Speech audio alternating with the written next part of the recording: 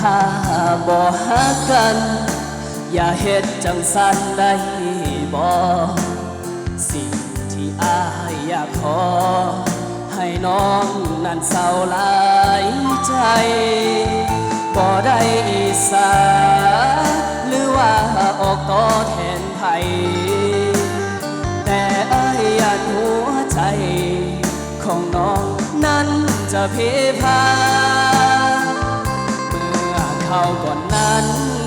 น้องให้ความสำคัญบ่ห่างความรักของเราเริ่มจางเมื่อน้องนั้นเอาเขาเข้ามาภาพที่ไอ้ให้ไปน้องลืมไล่หมดแล้วสัญญาคนที่เคยบอกว่าฮักหนักหนาบ่มีวันเปลี่ยนใจสาดนี้ถ้าอ้ายนั้นยังบ่ตาย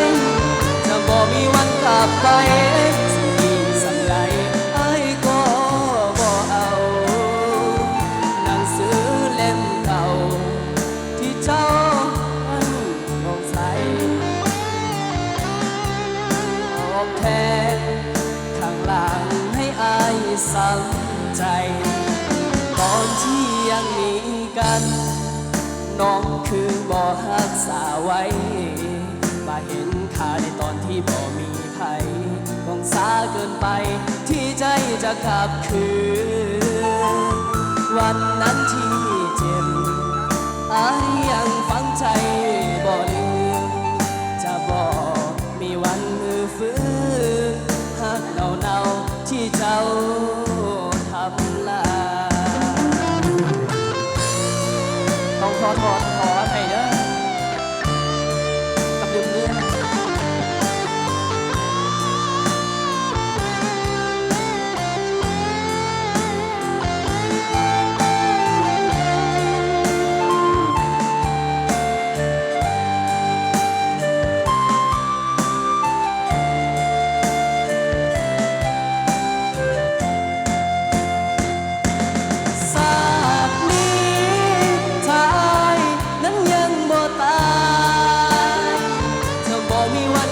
ไป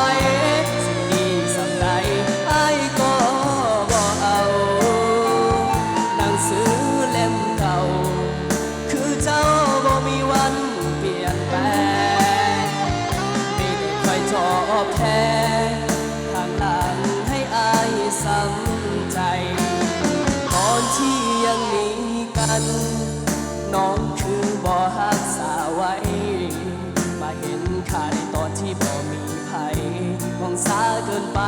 ที่ใจจะกลับคืนวันนั้นที่เจ็บอ้ายยังฝังใจบ่ลืมจะบอกมีวันมือฟื้นฮักเนาๆที่เจ้าทำลายจะบอกมีวันกลับไปให้เจ้าหลอกอีกดอกคนดี